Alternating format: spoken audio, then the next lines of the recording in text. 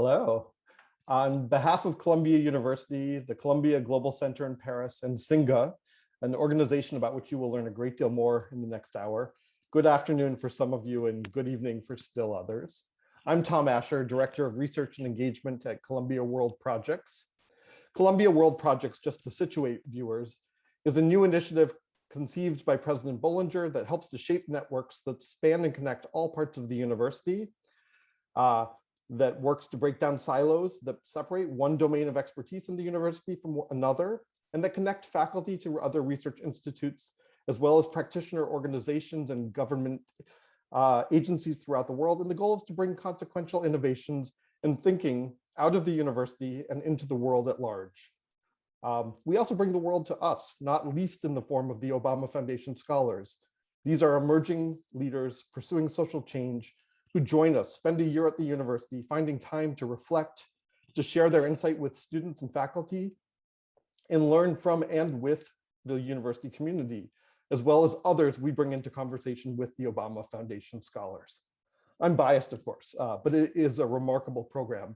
And that's so for a great many reasons, not least because it provides a space within Columbia University for rising leaders with a proven commitment to addressing the most pressing problems of our times, and to assist them in their efforts to accelerate positive change, to scale their work, and to engage a global community of change makers. And this is, of course, a segue into today's conversation, for it's my remarkable pleasure. It's really my frank privilege to moderate a conversation today with Alice Barbe. Alice is founder of the organization that I mentioned earlier, SINGA. She is a social entrepreneur, a change maker, a member of the inaugural Obama Foundation Scholars Cohort.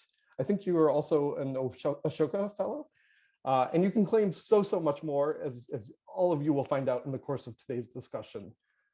She's also, by the way, the author of a new book, and that's what really prompts our conversation. It's so now available in the French edition, and which translates, "One is not born an activist, one becomes one."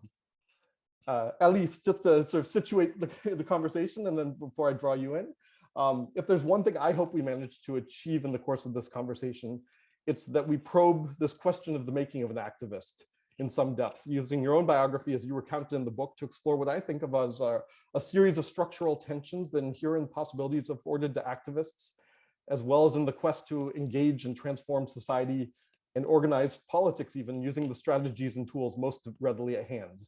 That is, the most familiar tools employed by activists. So you'll hear me asking you a number of questions around this particular sort of set of dilemmas that I think exist.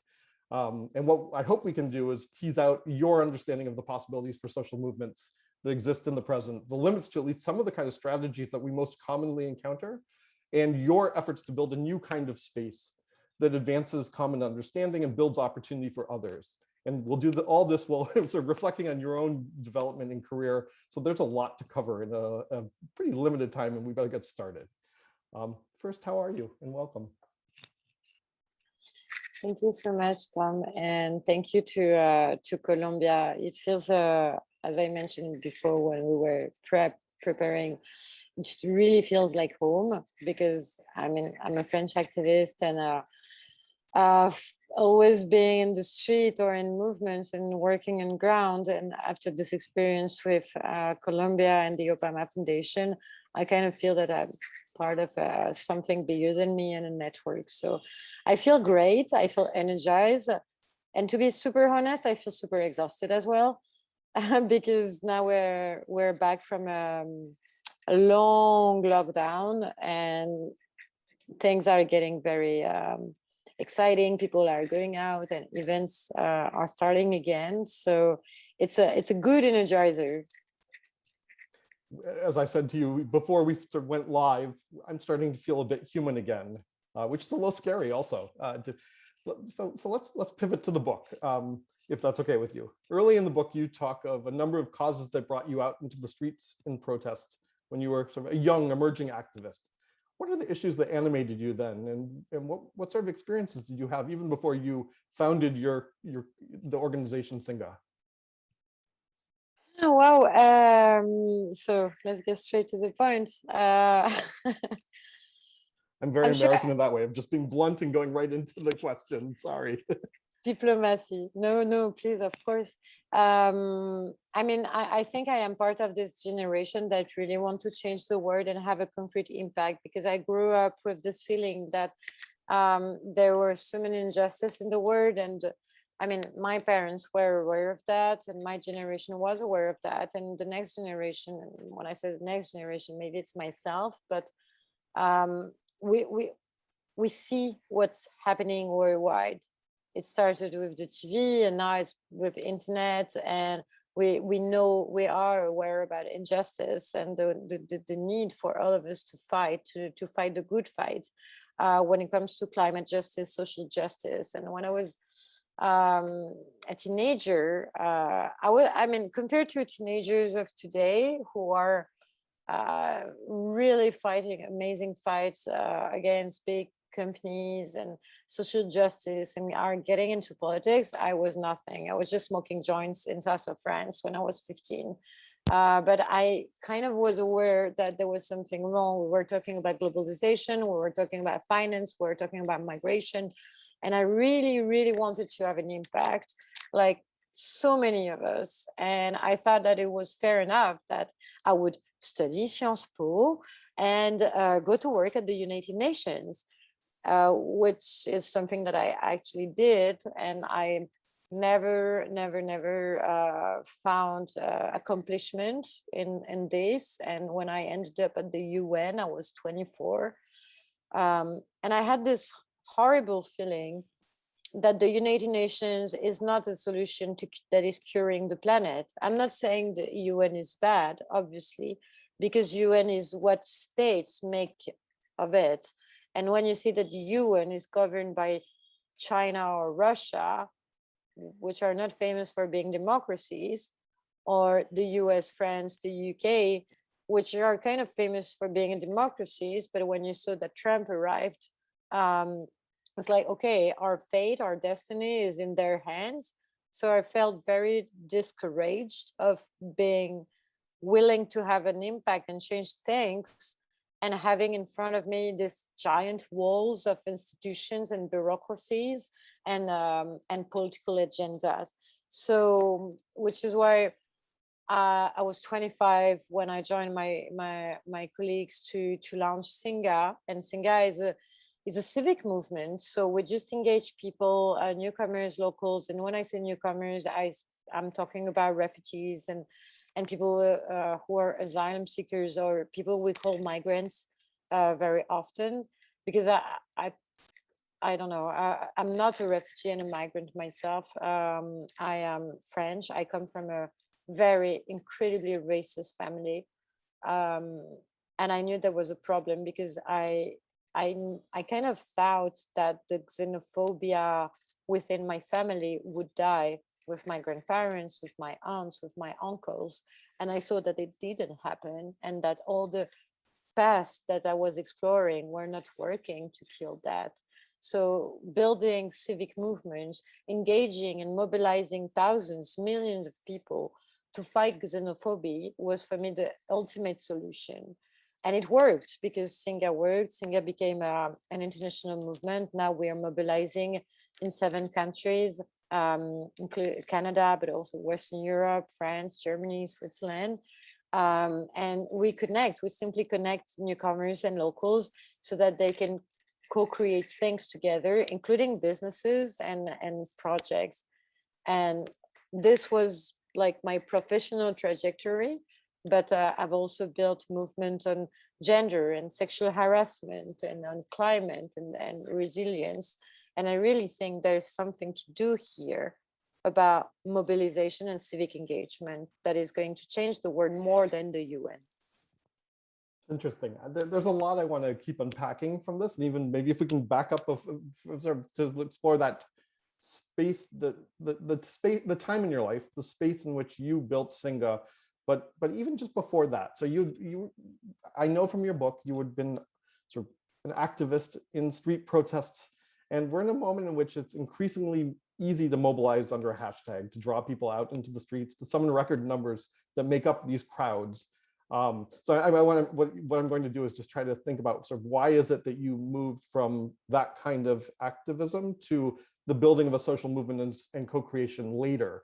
And so one of the things that I think we're seeing is that there's a multiplying of banners under which people organize. There's an incredible speed by which you can bring people together and to take up a position of opposition. And there's a kind of period of excitement and ferment that, and you pointed to this with just the way that news comes to people, that it excites, it agitates, and it's at the same time, perversely, I think it might be the case, and I've been hearing this from other activists with whom I'm talking, that protests of the kind that we're seeing now are less likely to achieve durable change than social movements of the 1950s through the 1980s. And I'm thinking of everything from independence movements to former colonies to the civil rights movements to the work of ACT UP in response to the AIDS crisis. I guess first, do you accept that it's hard, that those kind of protests are less likely to yield a kind of change? And maybe that's what informed your sort of effort to find a different way forward? I kind of disagree with that, because I do really think that movements are shaping the society where we live in, and it has a huge and incredible impact. I mean, of course, it's easy to go to a protest, take a selfie, post it on Instagram and say, I support. In the end of the day, no, that's not that far from being enough. But there is this quote, don't organize, organize. Which I really think should be like the reference for all of us. We have so many things to learn here in France and Europe from the US and all the organizing movements that happened there. However, I do think the movements and the protests, they are complementary with political movements.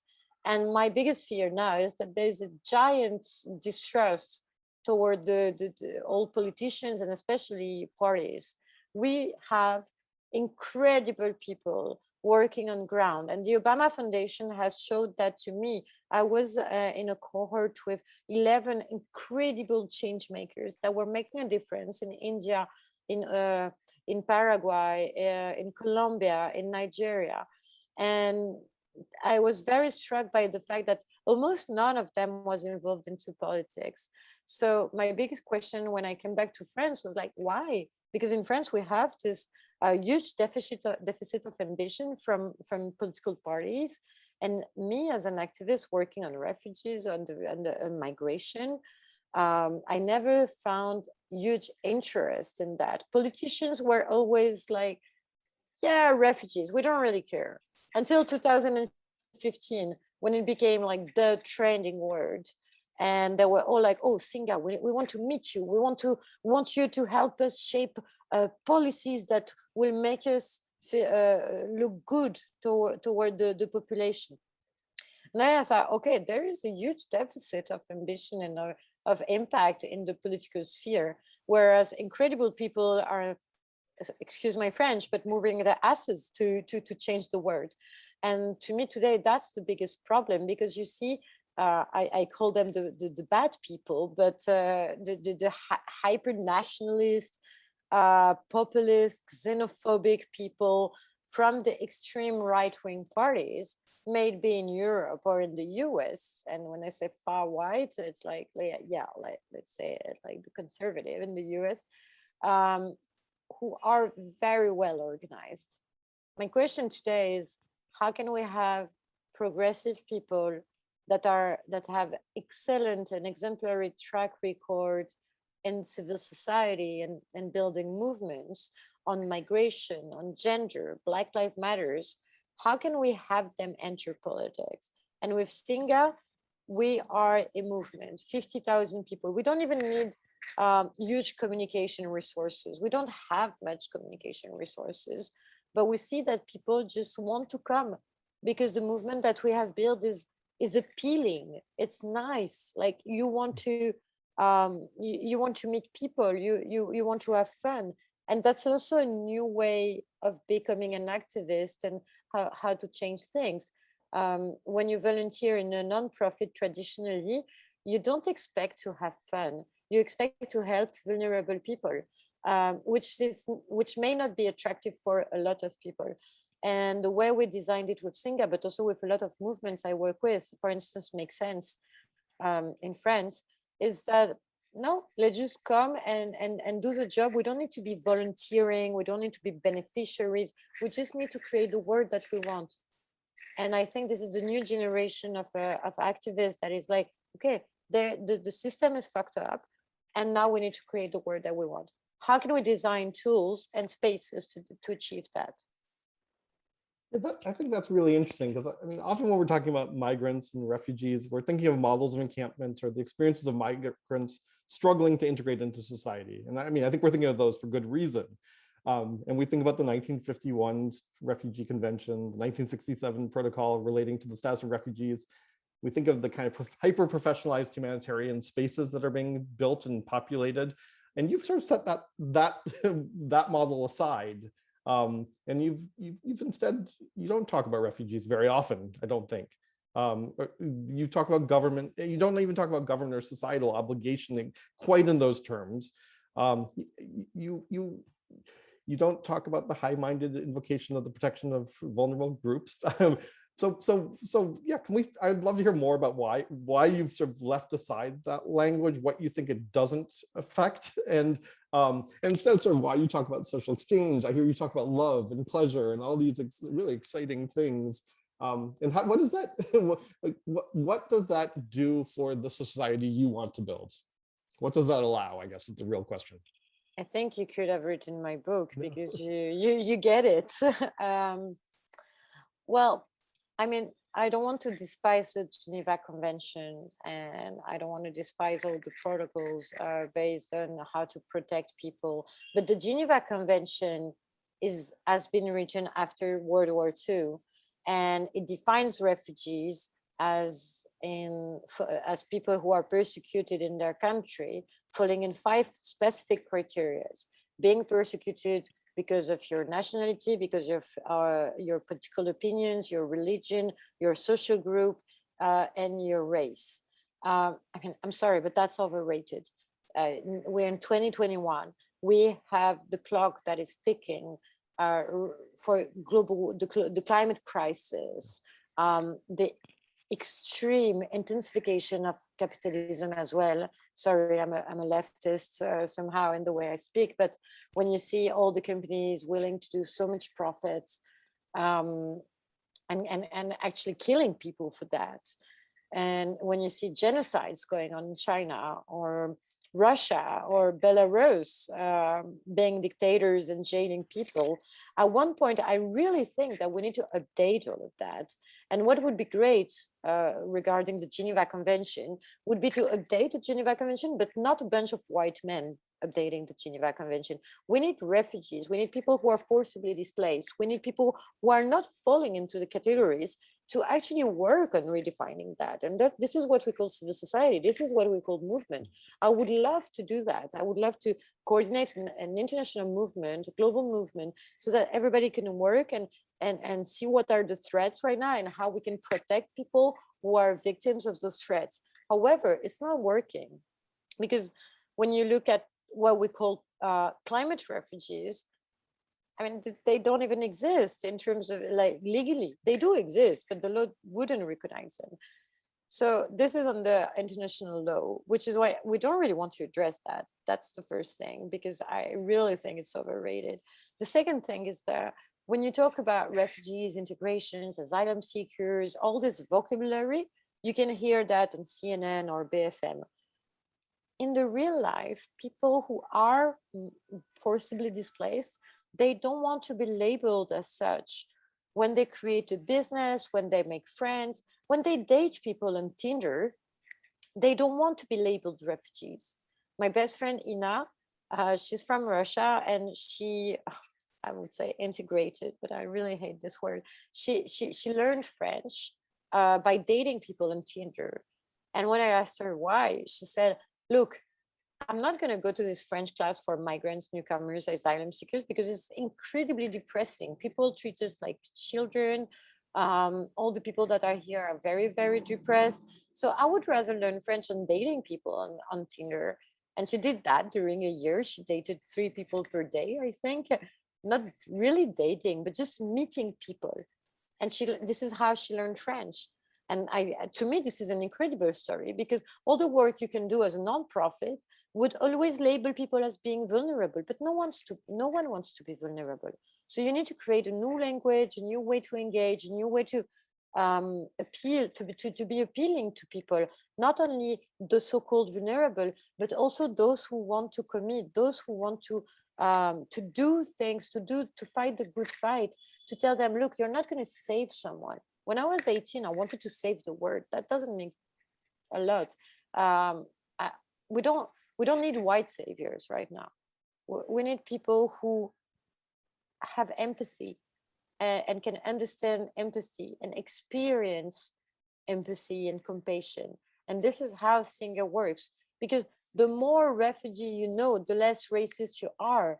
And I myself, every day, try to deconstruct myself. I recently met a guy with Singa. His name was Mohammed. And I came and I spoke to him and I was like, wow, you speak so well English. He said, yeah, I'm Canadian. I mean, I was like, oh, I'm so sorry, because your name was Mohammed and I met you through Singa. Oh my God. And I had to, I mean, it was a great lesson for me. And every day, the more you meet diverse people, the more you learn about yourself and about how you want the world to be. Yeah, one of the things I really admire about Singa is that there seems to be a kind of theory of change at the heart of it. And you can correct me if this is not the characterization you would accept, but that based on common experiences that people haven't, that people would find in common and select to have in common, they also learn to tolerate what's different between them at the same time. Does that seem core to the work you're doing? I would also say, by the way, that the creation of platforms for co-creation is just sort of incredibly important in the work that you do. And it's a real innovation. I don't know if it's a real innovation, it just came from the ground. When I started my Singa journey, I created a module where newcomers could be matched with locals so that locals would teach them language, French, because we started in Paris. And it didn't work. The so-called mentors were French students that were 20 years old. And one day, one of them, she came and told me, look, my refugee is very stupid. He wants to do his homeworks. And I talked with the stupid refugee, who is now the godfather of my son, Fodé. And Fodé told me, look, Alice, I don't really care about learning French. I don't really care about doing these classes. And I really don't want a 20 years old student that teaches me the passé, the futur, the passé composé. So, because, you know, I'm from Sierra Leone. I was an accountant. I worked with the United Nations, building clinics against child mortality for mothers. And I'm here for 3 years because of my political opinions. And it's been 3 years that people in this country treat me like this. I would rather die than having another French class, having someone bullying me. And this is, for me, that's very personal. But this is how I understood that, you know, we don't have to help refugees. We have to help those people that say my stupid refugee or my refugee, like my refugee. How can you say that? But so many people would actually say that because your status as a volunteer and your status as a beneficiary is kind of digging the gap that is actually polarizing the world and polarizing people. So I really think this is where we need to innovate in terms of designing the best way for people to thrive, to be happy. I hate the words like integration, because to me, we don't need immigrants to integrate. We need immigrants to be happy. The world's most famous innovation comes from immigration. Tesla, Apple, Pfizer. In the US, I think that's 40% of the biggest industries that are created by immigrants. Why don't we talk about migration-led innovation? Why do we talk about the refugee crisis? Because to me, we don't do anything about the refugee so-called crisis. There's nothing being done compared to what needs to be done. And in terms of innovation, no, it's always either the humanitarian or the securitarian scope. There's no middle way. Yeah. You know, and in not just, you named the most famous cases of so the founding of companies by immigrants, but even in small business formation in the US at least, immigrant communities create businesses much more quickly than do most other long-standing residents in America. So the economic case is compelling and clear. Maybe I wonder if we've really sort of nailed down exactly how Singa proceeds, or maybe you could just sort of pause for a moment and explain just how you build these connections between individuals. Well, we match people, but yeah, we have matching programs, kind of like Tinder, but not for the same purpose, obviously. But it's mostly based on community organizing. We train people so they organize events based on what they like. When I was mentioning my friend Ina, the first day I met her, it was in 2015. And she, you know, this amazing woman, blonde, chic, incredibly inspiring in the way she talks. She came to Singa and she said, look, I'm a high level athlete. I'm an expert in CrossFit. Personally, I hate sports, so I didn't really like connect with her.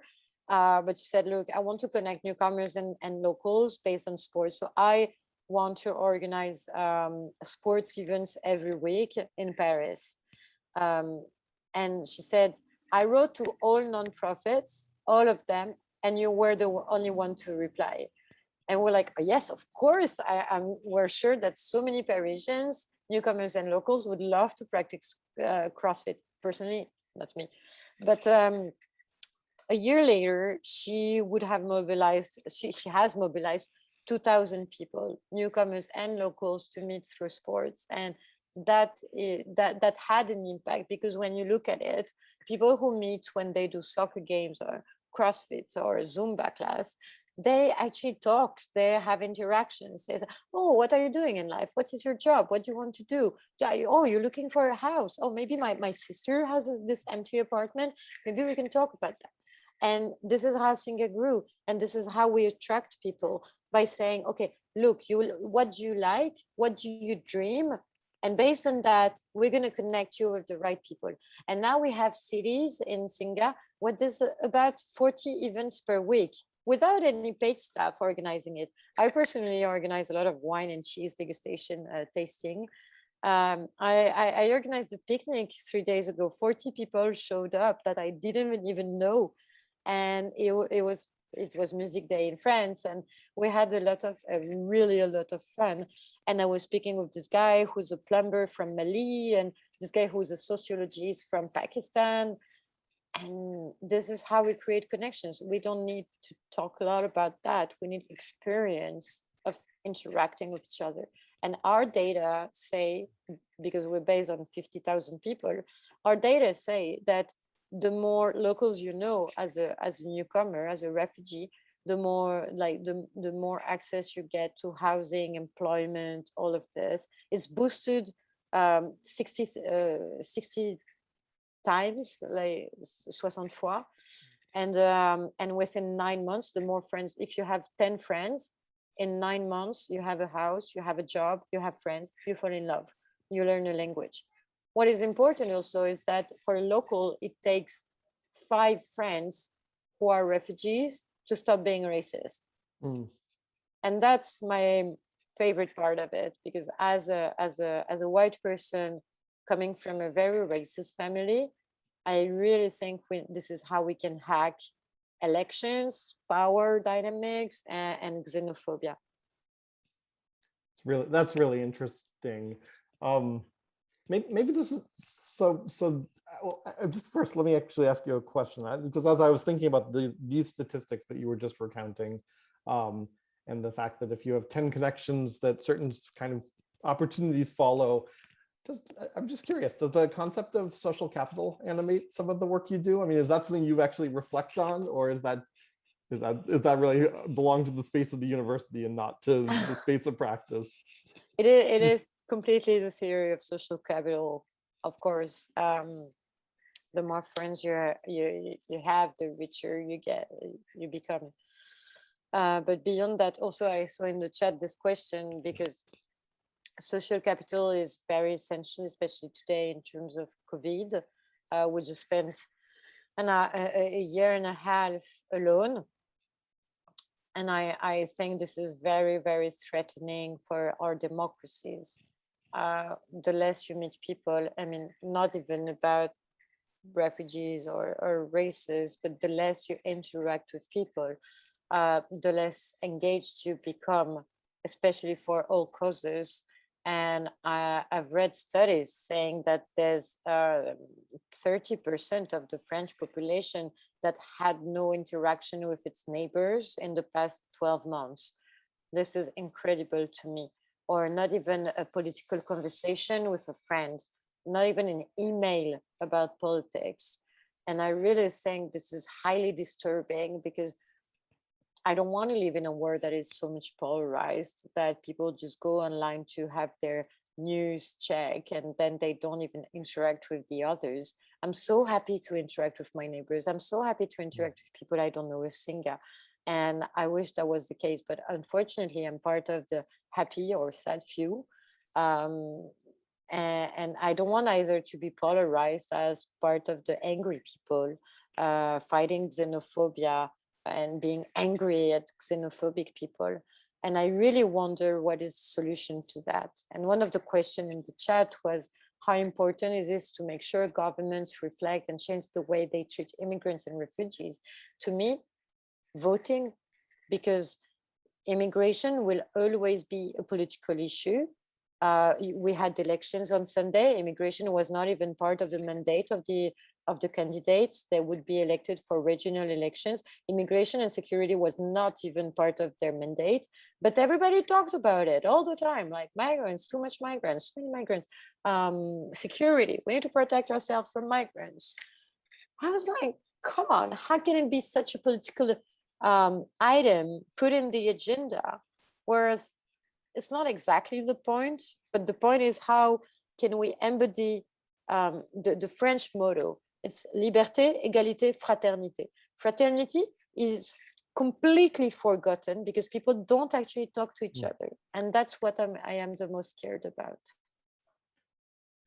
I know I'm leaving breadcrumbs that you're offering up on the and I haven't pursued those. I do plan to get us to a point where we're and talk a little more about polarization with some questions for you. And you know, I was reflecting early, and I think many people were, about the kind of early in the pandemic about the urging that we take up social isolation, and what a dangerous message that can be for all the reasons that you mentioned, which I hadn't actually thought of all of those pieces, but even just in sort of leaving behind the kind of social networks that sustain us, and that keep us protected. And but it's really helpful to think about it in the terms that you've now presented it too, which is that it also enhances the conditions under which polarization emerges, and that is a really serious additional consequence. So I still am gonna I have this intent to march you sort of biographically through the book, and so you know you were doing all this work and you existed in the public eye for a long while as you were building Singa. In those same ages, I was in graduate school, hiding from the world, and I was there for a very long time. But you were building an organization, you were finding levers for changing public opinion and public and private sentiment. You were hiring a staff of over 100 people, I believe, building an organization that, as you've now mentioned, has an international presence, it's franchised. It's really exhausting to do that kind of hard work. And I don't think people talk about this enough. It's not easy to put yourself in the public eye, both because it's just depleting to do that sort of work. It's also, though, becoming increasingly scary. You talk frankly about some of this in the book. Are you willing to talk about it here? Oh, absolutely. I was dancing a bit because when I hear that, I'm incredibly proud of all of it. But indeed, there is something called the activist burnout that needs urgently to be addressed. And it goes through the pressure that we receive, because not only was I like, okay, I was a social entrepreneur. I was not even getting all the lights of it, but I had to work a lot.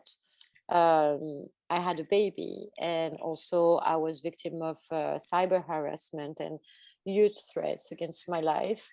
There are people in this country that actually want to kill me. um, I'm not an exception. I am aware that so many people do that, like politicians or social entrepreneurs are going through those threats. But when you see that there are people that are actually organizing so that they can threat you and threaten to kill you, it's a bit terrifying. So at one point, because I didn't know how to manage an organization, I co-founded Singa when I was 25. And I had to learn how to be a CEO.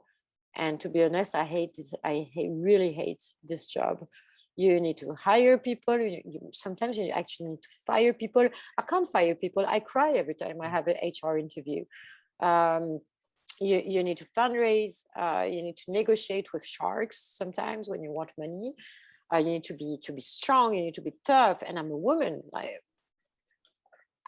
don't know how that works. I'm sorry, I'm a woman. I don't want to be like so machist and say, "Oh, I'm the best." And unfortunately, this is also how it works in many spheres of power and dynamics. So one day, I literally collapsed. I collapsed. I was negotiating a 400,000 euros partnership with a company. This money would help us create 7 jobs or maintain jobs of people that I knew and loved. And the partner, the donor, was like, "No, we're just cutting this amount." And I had all this the death threats and the rape threats, having to deal with day-to-day life.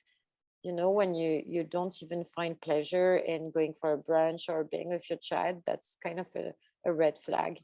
And I literally collapsed, and the firemen came for me, and I went to the hospital, and it seemed like I was having a heart attack. I was 29. I mean, I'm too young to die.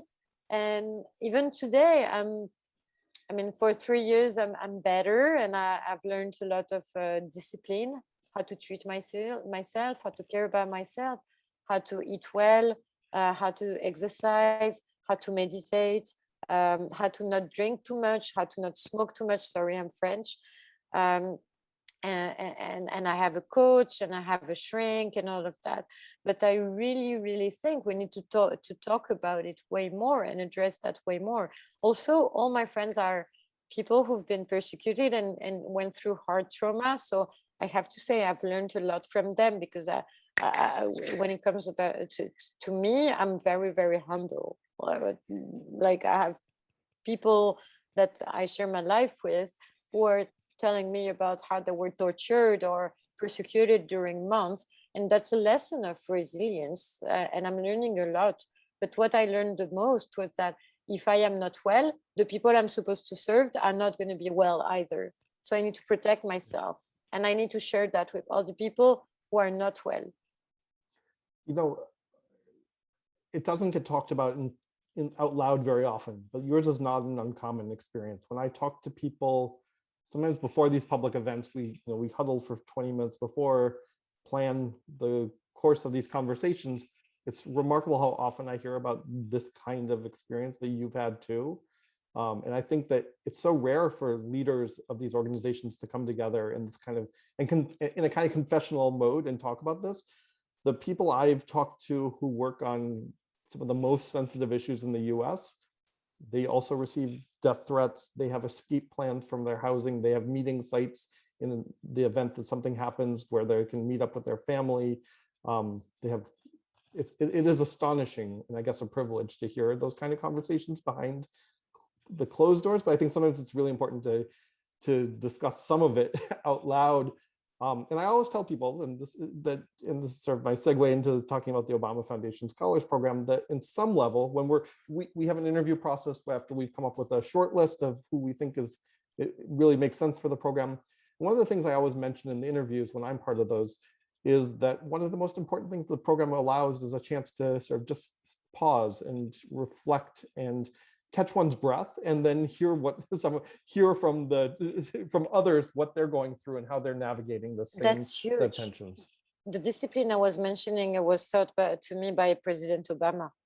That was the first, like, that was the main takeaway for me to learn about his discipline. But it's because he basically wrote the word.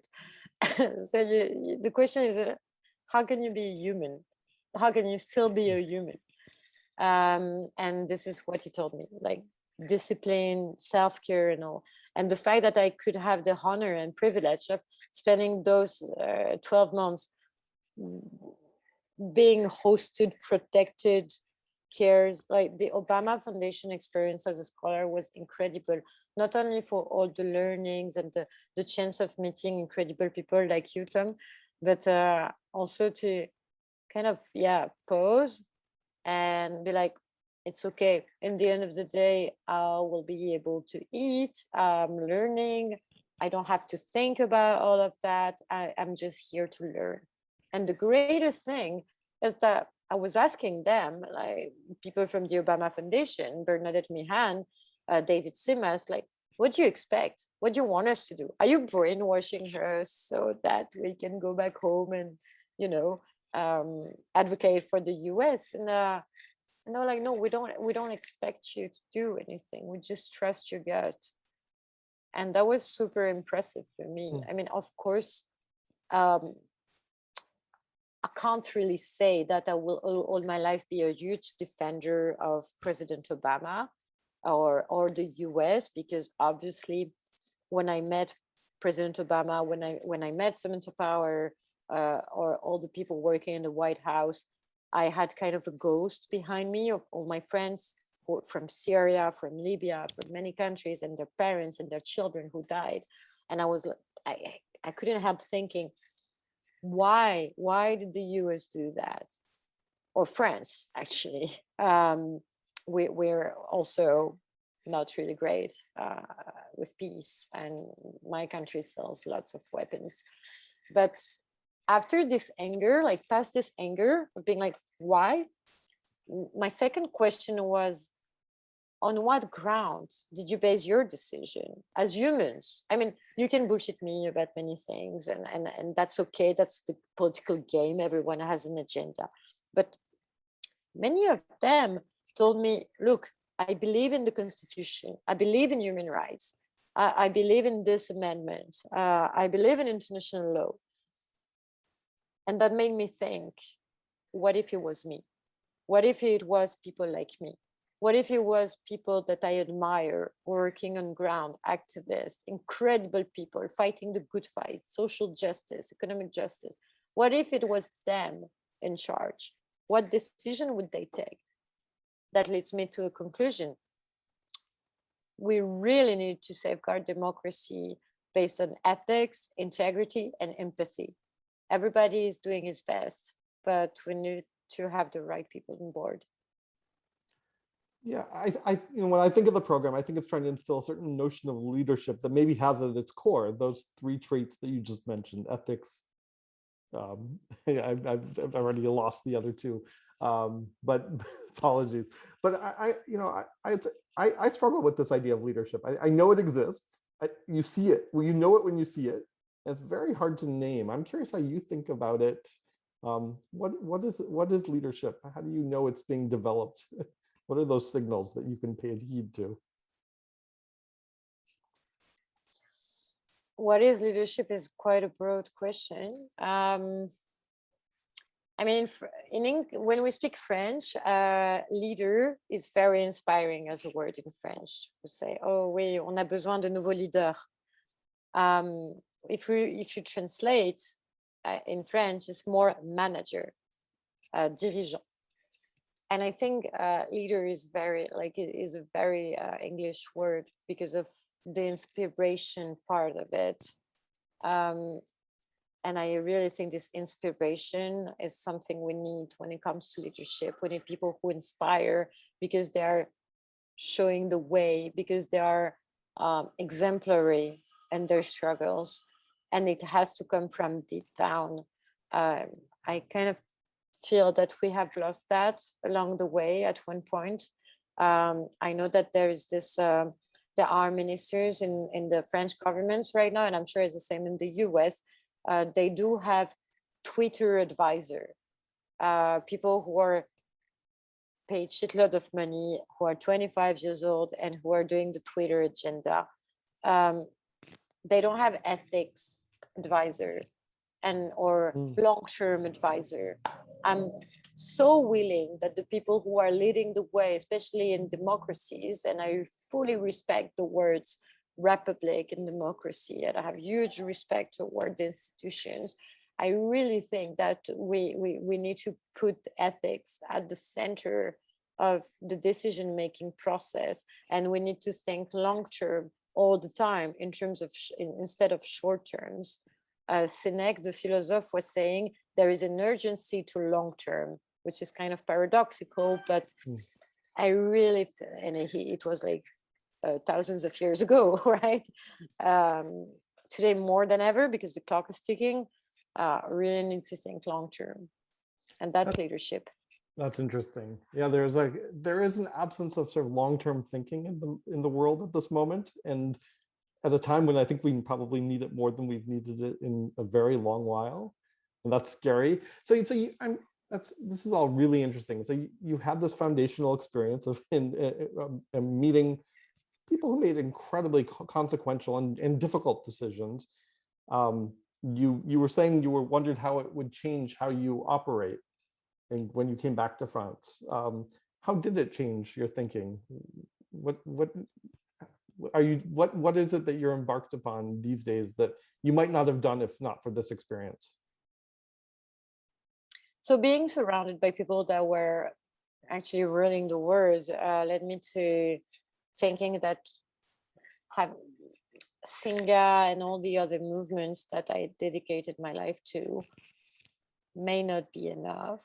And the next chapter of my life, hopefully, would be to kind of replicate what the Obama Foundation has taught me, and to, in France at least, to start, support extraordinary rising leaders, working on social justice, environmental justice, helping them accessing political spheres as candidates for legislative elections, European elections, local elections, and I really want to support them. The problem is that today with parties and political parties, there's a tremendous deficit of ambition when it comes to supporting the rising and the future generation of political leaders. They don't have resources. When they do, they don't spend it on that, and they're not attractive. So maybe we need a third way. Maybe we need a way in between civil society and civil society leaders and the politician sphere. And so I'm very much willing to kick off very soon an academy to support future leaders, but not based on, oh, you're going to do media training and learn how to tweet, because this is basically the offer right now. We need people who really believe in their causes to be supported and to be credible, because the credibility does it all. Unfortunately, us as activists, we lack credibility. I mean, we can be a Ashoka fellow, we can be all the fellow we want. But there is always this, I don't know the word in English, the glass roof.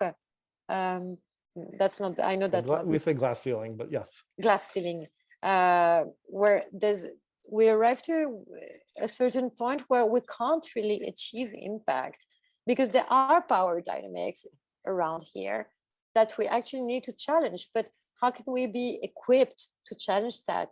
What surrogate do we need? What network do we need? What knowledge do we need?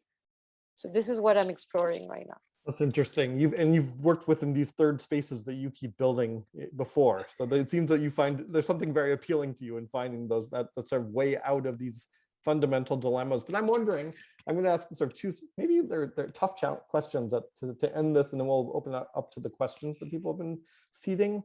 You've been really concerned about political polarization for good reason, I think.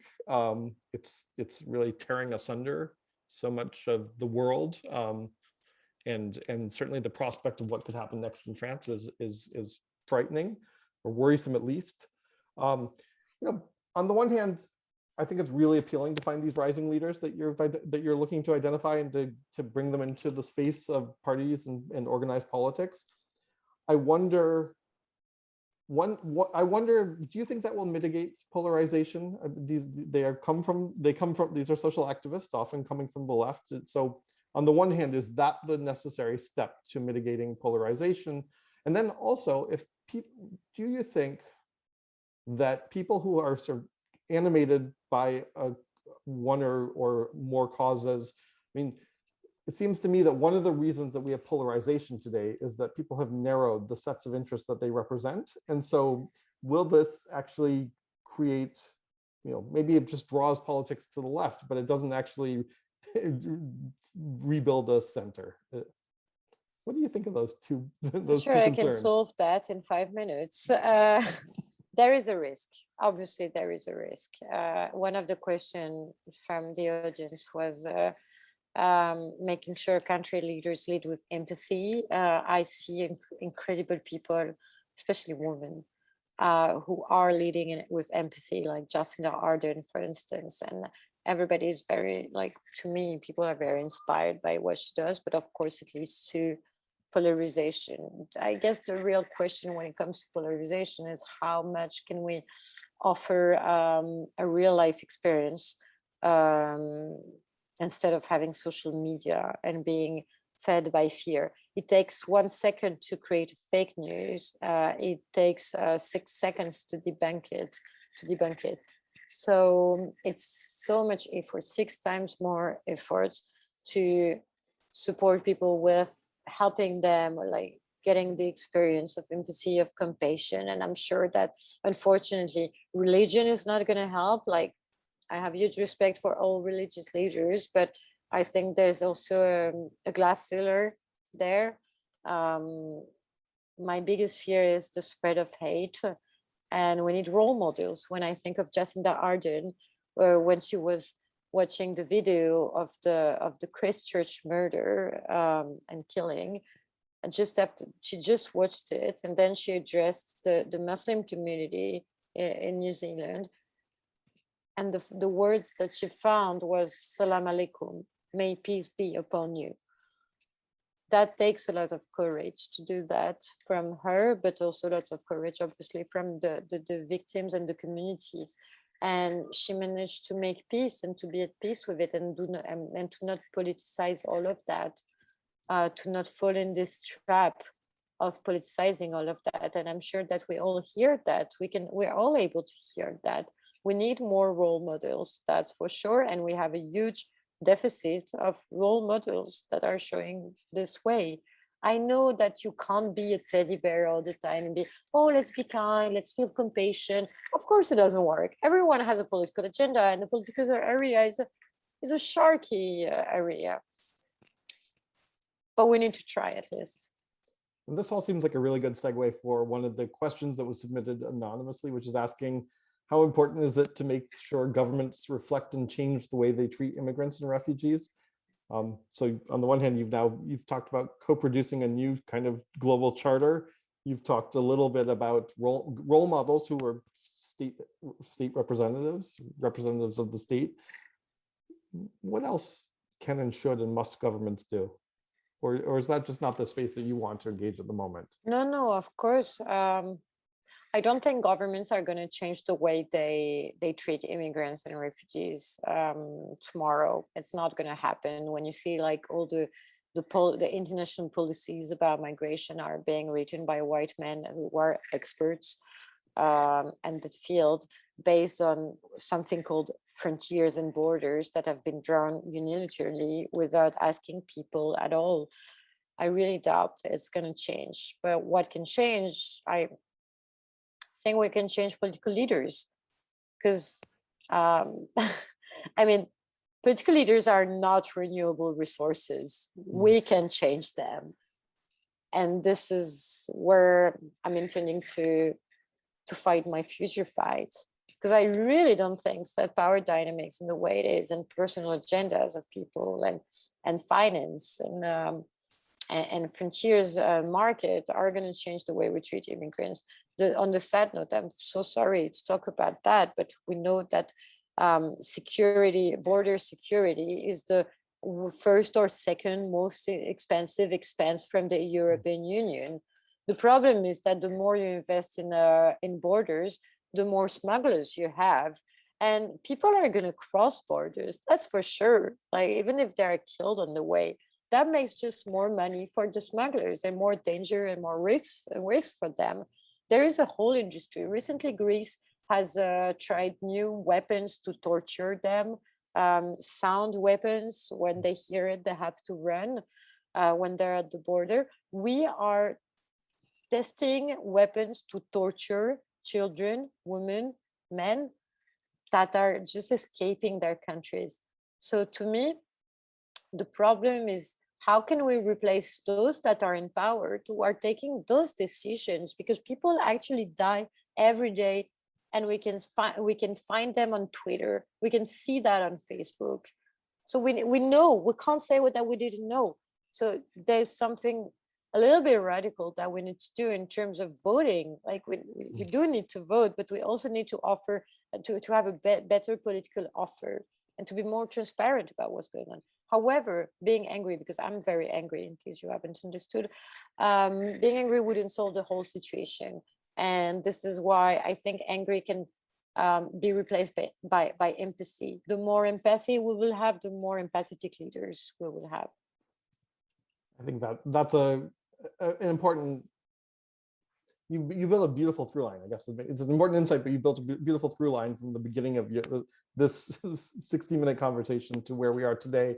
And I think you've even answered now the last question that I was going to raise, which was asking you to define in detail fighting the good fight. But I think you've just laid out in some ways a recipe for how that can be done and how you would go about doing that. So maybe with 2 minutes left, could you tell people who want to be involved with the work of Singa what they would need to do and how they could reach out and give their time and learn to work with the organization? Absolutely. So we do have a website now, which was lacking for the past years, in English, which is wearesinga.com. However, we do have local chapters, all of them with their own website. So you can just reach out to your local community of Singa, or follow us on social media, Instagram, Twitter, Facebook. The best way for people to get engaged is to show up or write a message and come to a meeting. So honestly, it's easy. You just come for a wine tasting session, and that's really good. Or you can host someone who is a refugee, or you can become a mentor, or you can also create a social project on migration. Like, there's so many things available. You just reach out to the community, you show up, and you say what you want to do, and you'll be warmly welcome. And in 60 seconds, if people, if they want to sort of learn more about the academy that you're building that emulates the Leaders Program of the Obama Foundation program? I can't really talk about it yet, but please don't hesitate to follow me on my social media accounts, especially Instagram. I really love this social media. I'm very new on it, so I just started using it a week ago, so I will follow you if I haven't already. Cool. Alice, thank you so much for a really bracing conversation. I always learn so much from you and always enjoy these chats that we have. So happy. Thank you so much, Tom. Thank you for everything. Thank you, everyone. Bye. Stay safe.